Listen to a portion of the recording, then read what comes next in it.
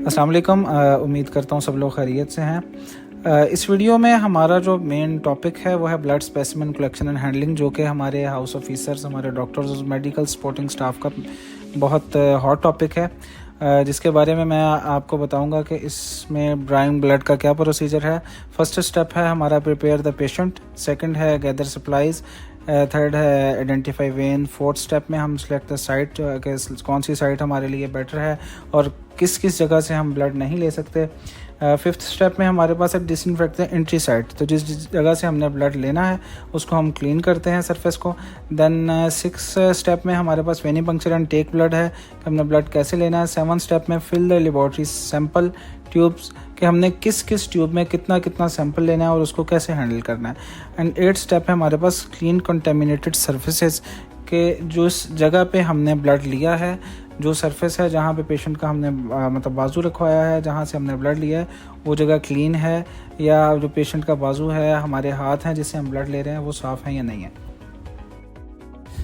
So step one में है prepare the patient. हमने देखना है पेशेंट अडल्ट है, बच्चा है, और उसकी कुछ चीज़ें जो हमने चेक करनी है वो ये है कि उसके जो फॉर्म है, जो डॉक्टर की इनवाइस है जिस पर टेस्ट लिखे हुए हैं, उसमें पेशेंट की आइडेंटिटी और वो मैच कर रहा है या नहीं कर रहा।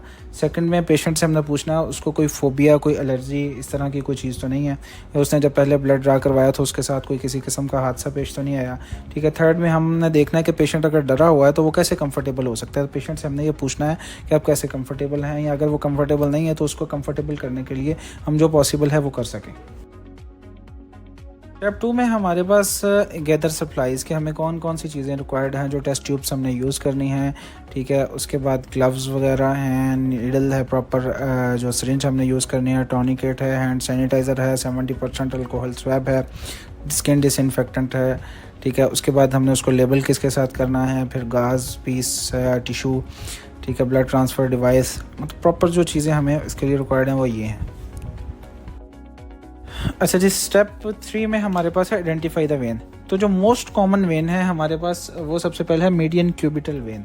ठीक है। अगर हम ये सिलेक्ट करते हैं तो हमारे पास, क्योंकि ये स्किन के बिल्कुल करीब है, ठीक है, इसलिए हम इसको सिलेक्ट करते हैं। और सेकंड ये कि इसके इर्द गिर्द जो हमारे पास टेंडेंट हैं, स्ट्रक्चर, नर्व्स जो भी बड़ी हैं चीज़ें, वो उनके डैमेज होने के चांसेस बहुत कम हैं। ठीक है। इसके अलावा हमारे पास बेसिलिक और स्फेलिक वेन्स भी हैं जिनसे हम ब्लड ले सकते हैं।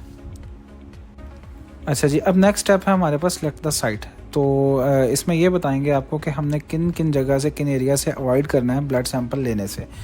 तो फर्स्टली ये है कि जो स्वेलिंग है जहाँ पे, ठीक है। सेकंड आप ये कर लें कि scarred and burn areas. Third में ग्राफ्ट्स, ठीक है, जहाँ पे। फिर उसके बाद हमारे पास हीमाटोमास हैं अगर किसी जगह पे। फिर थर्ड में अगर कहीं पस इन्फेक्शन है, वूंड है। उसके बाद किसी जिस बाजू से ब्लड ट्रांसफ्यूजन हुआ है उस बाजू से हम नहीं ले सकते। जिस बाजू पे कनूला है, आईवी लाइन पास हुई हुई है, ठीक है, उससे हमने ब्लड नहीं लेना है। एंड जो सर्जिकल आर्म, फॉर एग्जांपल कोई सर्जिकल प्रोसीजर हुआ है जिस आर्म पे, वहाँ से भी हमने ब्लड नहीं लेना, क्योंकि उस पर भी कोई डिसइंफेक्टेंट या कोई भी चीज़ लगी हुई है, कोई भी मेडिसिन अगर अप्लाई की हुई है तो उससे हमारे रिजल्ट्स पे इफ़ेक्ट आ सकता है।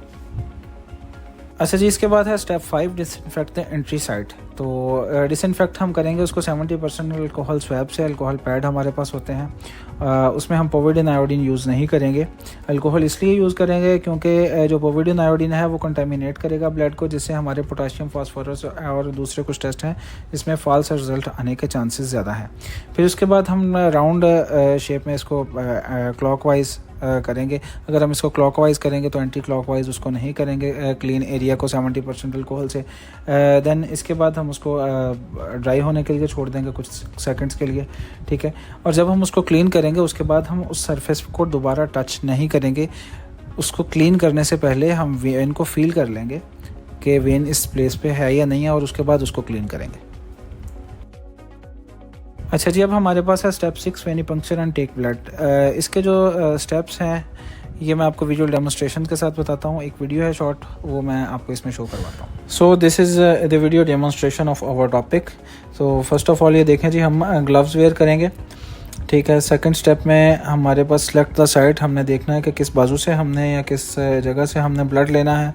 थर्ड में हम ये देखें आपके सामने टॉर्निकेट अप्लाई कर रहे हैं, ठीक है। फिर उसके बाद वेन को पल्पेट करेंगे, ये सामने देखें, आपको नज़र आ रहा होगा कि वेन पल्पेट कर रहे हैं। फिर इसके बाद सिरिंज को ओपन करेंगे, प्रॉपर जो डिस्पोजेबल पैकिंग है इसकी, इसको ओपन करना है। इसके बाद हम ऊपर नीडल को टाइट करेंगे सिरिंज की, ठीक है। नेक्स्ट स्टेप में ये देखें आप के सामने है कि 70% अल्कोहल पैड जो है हम यूज़ कर रहे हैं, और उसी स्वैब के साथ हम राउंड रोटेशन में इसको जो है वो क्लीन कर रहे हैं, ठीक है। फिर नेक्स्ट स्टेप में ये देखें कि 15 to 30 डिग्री के एंगल पे हम नीडल को इंसर्ट करते हैं। और आपने ये इस चीज़ को वाज़े रखना है कि जो होल है नीडल के ऊपर, जो एक कलम टाइप होल आपको नज़र आ रहा है, वो ऊपर वाली साइड पे है, और जो इसकी नोक है नीडल की वो नीचे वाली, वो इंसर्ट आपने करनी है। होल ऊपर वाली साइड पे होना चाहिए।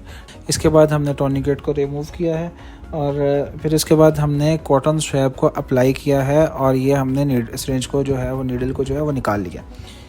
और इसके बाद ये देखें, हम रिक्वायर्ड जो ट्यूब्स हैं उसके अंदर सैम्पल को हम फिल कर रहे हैं, ठीक है। इसकी डिटेल जो है वो हमारे सेकंड पार्ट में आएगी आपके सामने कि कौन कौन सी टेस्ट ट्यूब्स में हमने किस टेस्ट के लिए कितना सैंपल हमने लेना है, ठीक है। इसके बाद हमने जो है नीडल को जो है वो कट करना है, और सिरिंज को प्रॉपर हमने डिस्कार्ड करना है। ये सामने देखें, आपको नज़र आ रहा होगा कि नीडल को किस तरीके से हमने कट किया है और सिरिंज को कैसे डिस्कार्ड किया, ठीक है। फर्दर स्टेप में ये है कि हमने सनी प्लास ओपन करके उसको प्रॉपर सनी प्लास को अप्लाई किया है पेशेंट के बाजू पे। फिर फर्दर ये कि ग्लव्स को कैसे उतारना है, ये देखें, ठीक है। आपको वाज़े इसमें ये नज़र आ रहा है कि ग्लव्स को एक पे, आपका जो ग्लव्स जो आपकी फिंगर्स हैं वो आपकी स्किन के साथ टच नहीं होनी चाहिए। ग्लव्स उतारने से पहले इसको आप जो है वो सारी चीज़ों को उठा के फेंक देंगे डस्टबिन के अंदर।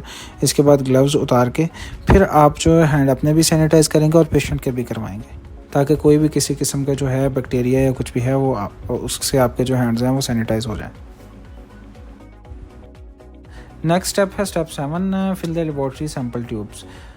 तो ये एक इम्पॉर्टेंट टॉपिक है, और हमारे पास इसकी विजुअल डेमोस्ट्रेशन भी है। नेक्स्ट वीडियो में एज ए सेकंड पार्ट हम आपको वो शो करवाएंगे। एंड 8th स्टेप है हमारे पास clean contaminated surfaces. Clean contaminated surfaces में क्या है कि जिस जगह पे हमने बाजू रख के ब्लड लिया है वहाँ पे कहीं ब्लड तो नहीं गिरा, उसको साफ़ करना है एंड पे, ठीक है। इसके बाद पेशेंट को हमने सैनिटाइज़ करवाना है प्रॉपर उसके हैंड्स को, और अपने हाथ को सैनिटाइज़ करना है। और जो चीज़ें हमारे पास वेस्ट वाली हैं, जो डिस्पोजेबल चीज़ें हमने यूज़ की हैं, उनको प्रॉपरली हमने वेस्ट करना है। सो ये हमारा सेशन था आज का। किसी किस्म की क्वेरी के लिए ये लास्ट में जो है मेरा नंबर भी मौजूद है जिस पे व्हाट्सएप है, ठीक है। आप कॉल कर सकते हैं, मैसेज कर सकते हैं, और इसके बाद लैब के नंबर्स मौजूद हैं। किसी किस्म का आपको इशू आता है, कोई चीज़ पूछनी है, तो 24 आवर्स जो है लैब ओपन है। आप किसी भी टाइम में कॉल करके किसी भी चीज़ के बारे में पूछ सकते हैं।